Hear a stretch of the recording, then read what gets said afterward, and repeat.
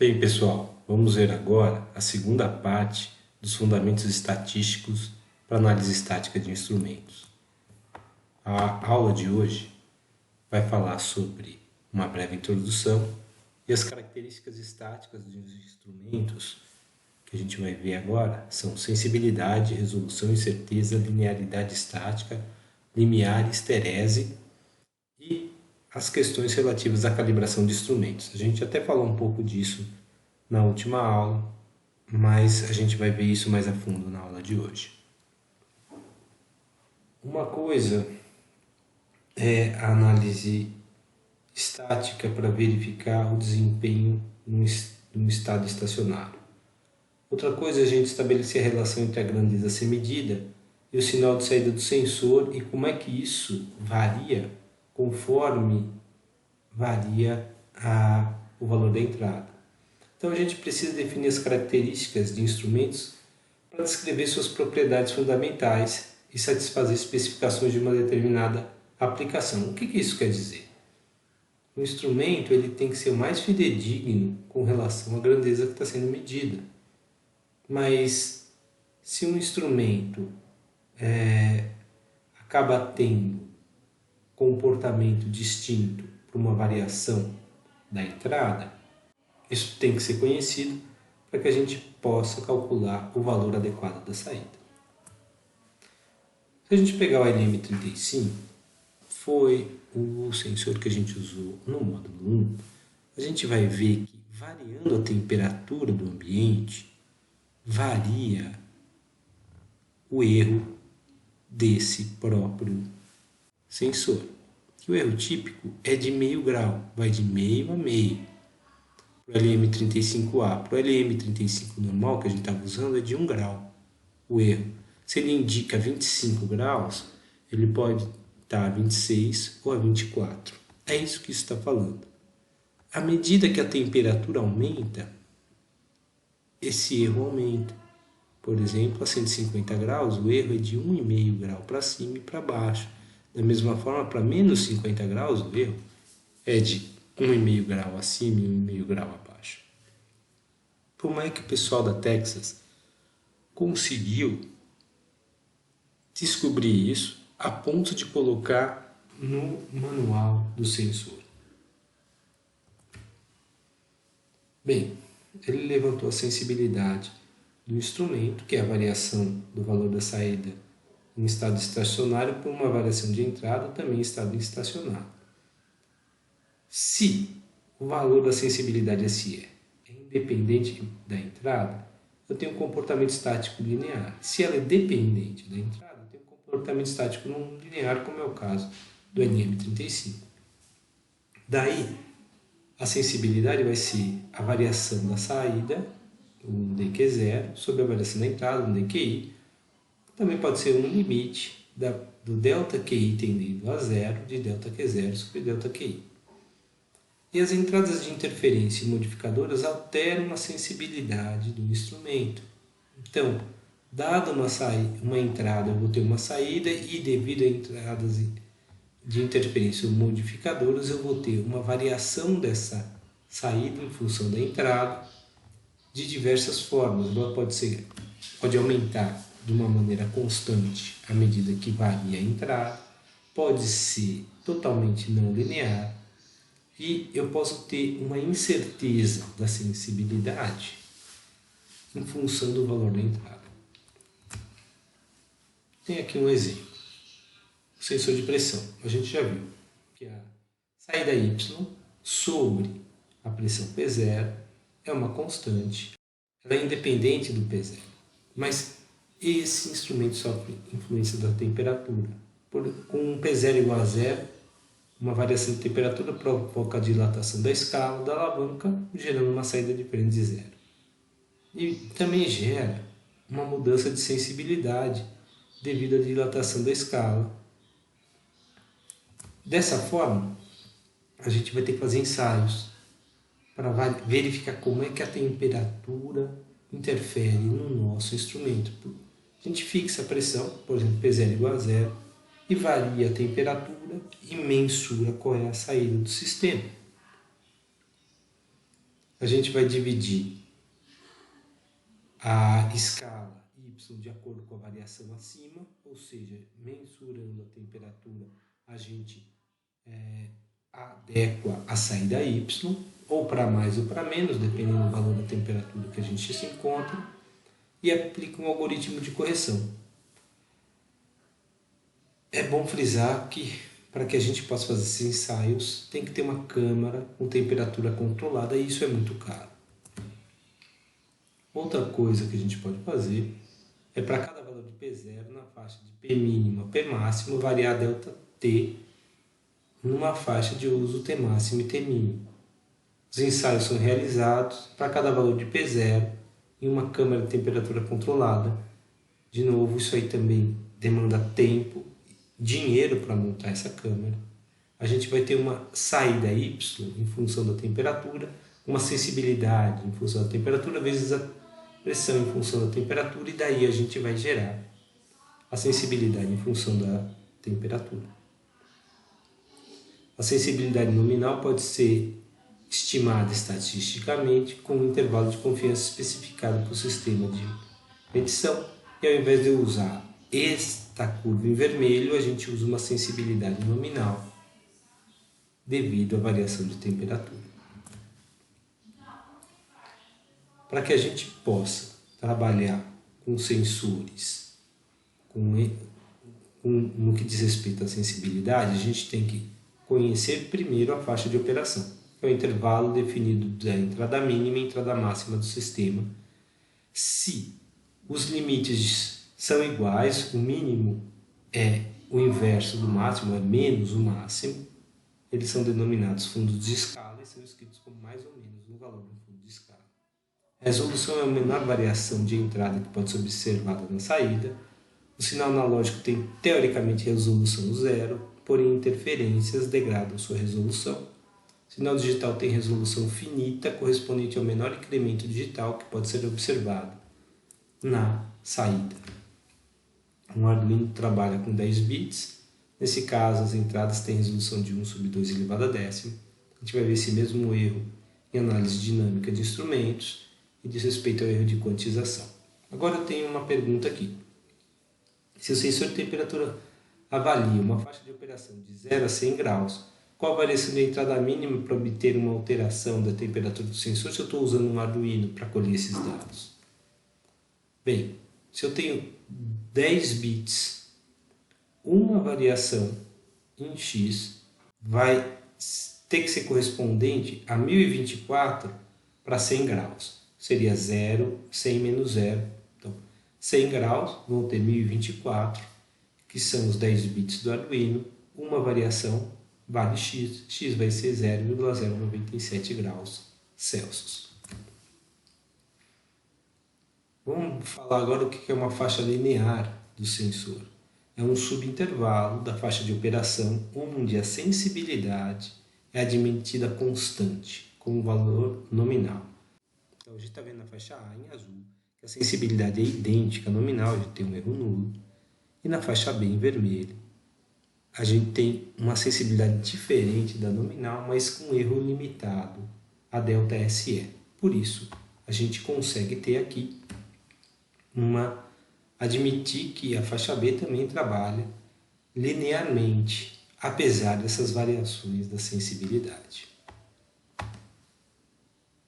Tem uma não linearidade terminal, que é a incerteza máxima, calculada na faixa de operação do sistema de medição. A gente constrói uma reta A e entre os dois pontos de máximo e mínimo da reta, uma reta B paralela A e tangente à curva na resposta do sistema de medição, e vai calcular a variação entre essas duas retas, e essa é a incerteza devido à não linearidade nesse intervalo, nesse range. E a sensibilidade é determinada pela inclinação da reta A. Tem uma não linearidade relativa à reta de regressão, então tem uma incerteza máxima calculada na faixa de operação do sistema de medição. A gente constrói a reta A e a reta B paralelas à reta de regressão. Então eu tenho uma reta nominal dada a regressão linear dos pontos coletados, eu vou ter uma reta de mínima, uma reta de máxima, é isso que eles estão falando, e a gente vai ter essa variação delta aqui, que é dado pela incerteza devido à não linearidade dentro deste intervalo determinado. A sensibilidade nominal é determinada pela inclinação da reta de regressão dos pontos que a gente coletou. Então, vocês vão ver que no módulo 2 a gente vai fazer uma análise de regressão dos pontos coletados de um sensor ultrassônico. A gente vai colher pontos a uma distância de 11 centímetros, 20 centímetros e 30 centímetros. Vamos calcular média, erro, diversos outros parâmetros relativos à análise estática de instrumentos, e com esses 3 pontos médios a gente vai fazer uma reta de regressão do sensor ultrassônico. A gente pode ter uma incerteza devido ao valor de entrada, que seja descrita por um percentual do fundo de escala e um percentual do valor da entrada. Então, o fundo de escala tem um determinado valor. O percentual B desse fundo de escala vai dar essa reta paralela pontilhada em vermelho, como incerteza. O valor da percentagem, o valor da incerteza como percentagem do valor de entrada, são essas retas azuis. Então, no final, a incerteza vai ser a reta azul, onde ela é maior do que a reta vermelha pontilhada, a reta vermelha pontilhada, onde ela é maior que a azul. Tá? Então, usa-se um valor da incerteza que for maior para cada valor de entrada dentro desse intervalo do sistema de medição. Tá? Então, a gente tem, em alguns casos, a superposição dos 2 critérios.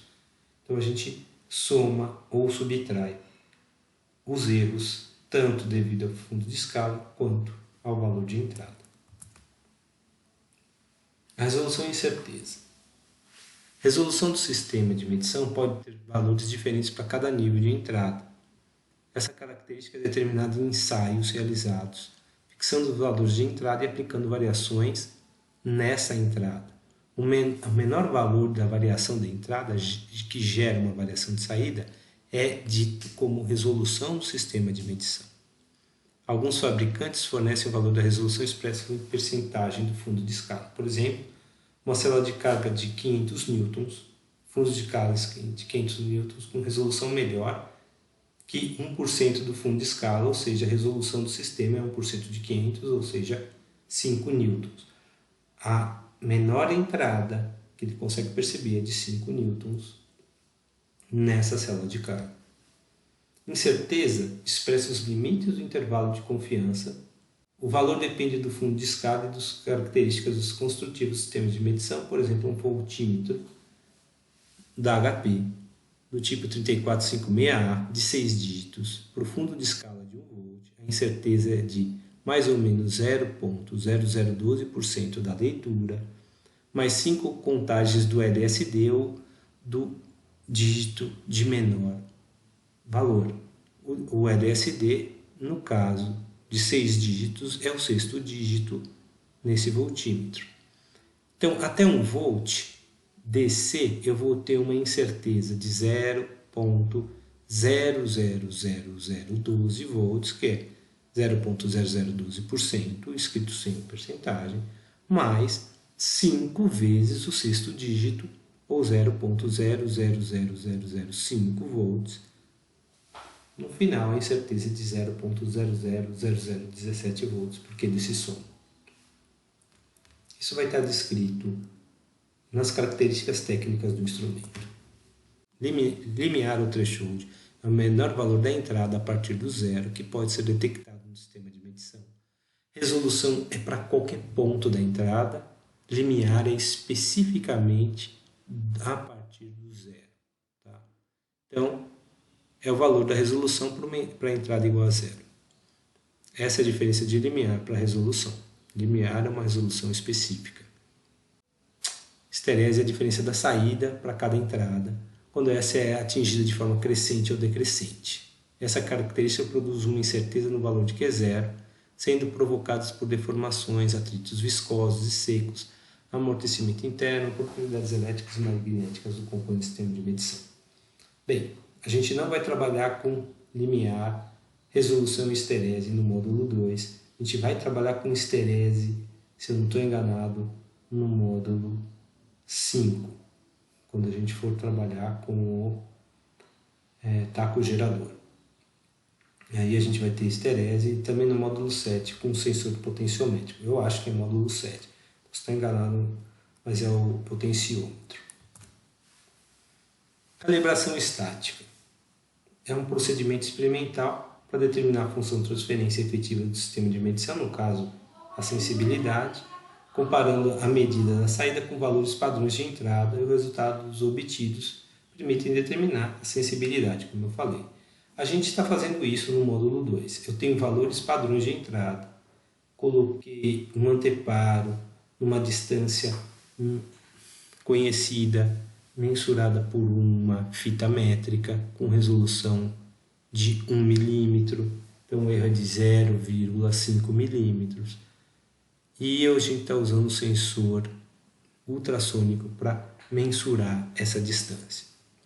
Então essa operação é realizada nas seguintes situações: quando o sistema de medição é projetado, então é um novo sistema de medição, intervalos de tempo para garantir que o sistema de medição está operando adequadamente. Tá? Normalmente, pela norma, isso daí devem ser medições anuais, e para verificação de erros sistemáticos aleatórios antes de usar um sistema de medição no experimento.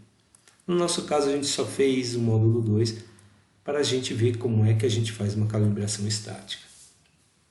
Então, usando grandeza física como entrada do sistema de medição, a gente vai comparar a saída dele com a saída padrão.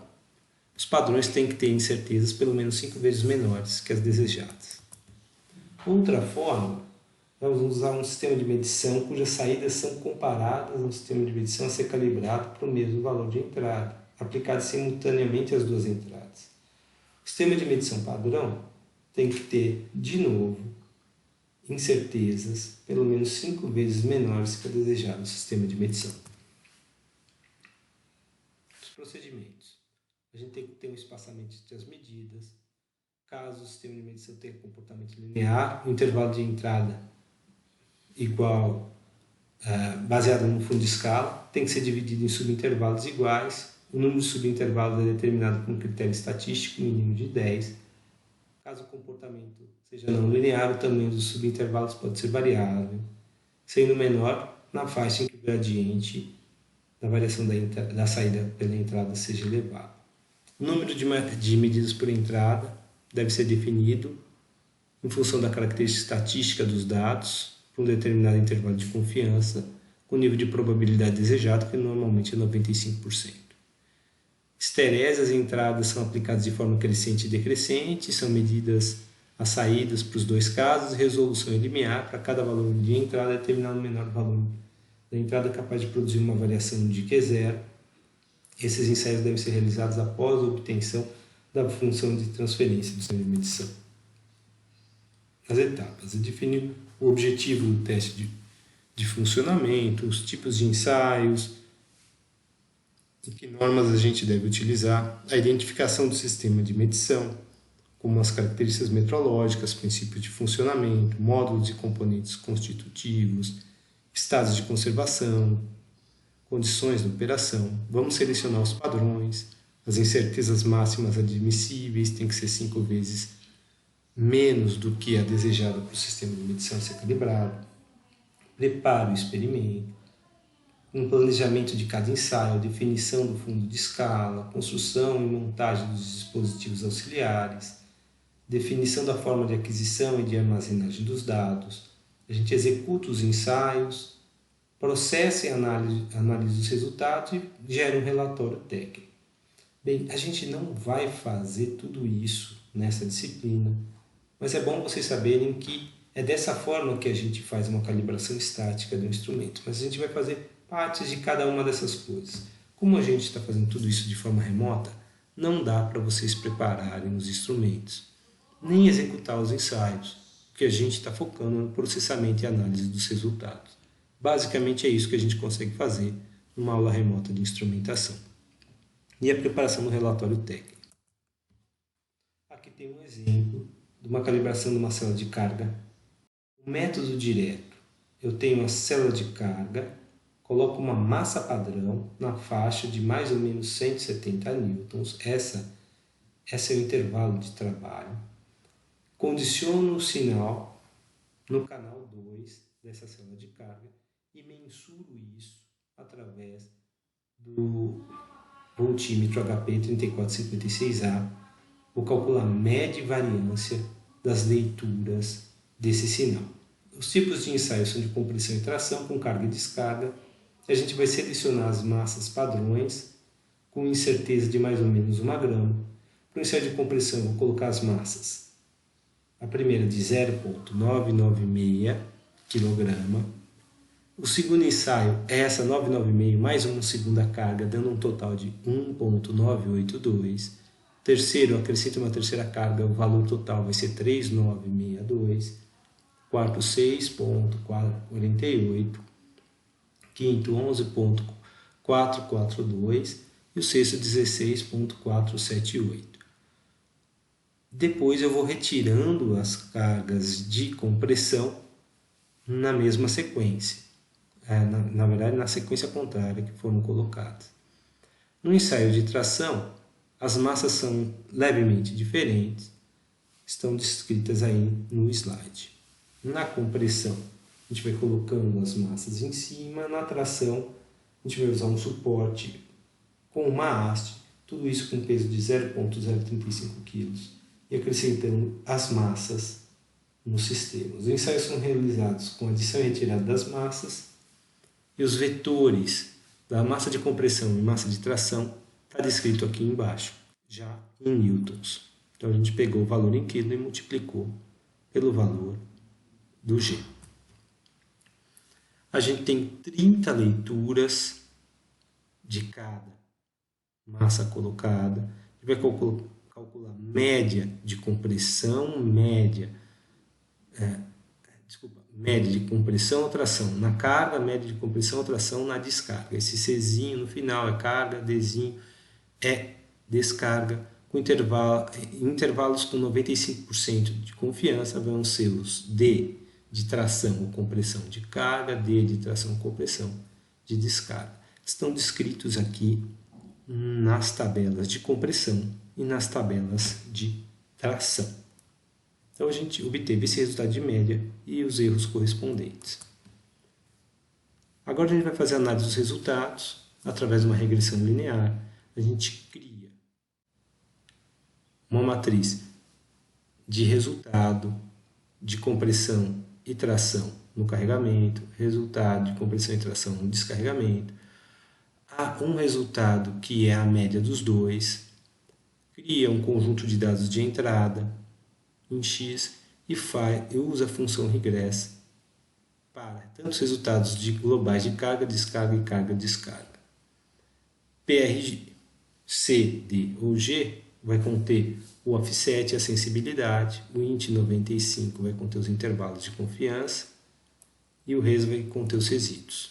Então a gente vai encontrar como resultado para forças menores do que zero, ou seja, compressão, a sensibilidade de carga de 39,81,94 e descarga 39,98,662 e o global 39,90,283. Um offset de menos 50 na carga, de menos 28 na descarga, menos 34 no global e os valores dos resíduos. Também encontramos sensibilidades na tração. Para todos esses três casos, carga, descarga e global. A gente consegue gerar os gráficos de ensaio de compressão, ensaio de tração e a curva da regressão e os erros encontrados com relação à carga e descarga em relação à reta de regressão. Tá? E a gente pode mostrar também os valores dos ajustes globais do sistema com os gráficos e com essa função do MATLAB. No final, a gente vai falar que a célula de carga trabalha com uma sensibilidade de 40,2275, mais ou menos 0,1164, e um offset de menos 11,88196. E o resíduo, que é a soma dos módulos das DIFs para cada força encontrada, das diferenças para cada força encontrada. Ok, pessoal? O que a gente vai fazer é algo semelhante no módulo 2, mas só para 3 pontos, ok? Usando o sensor ultrassônico para medir posição. Espero que tenha ficado claro. Qualquer dúvida, entre em contato comigo. Um abraço.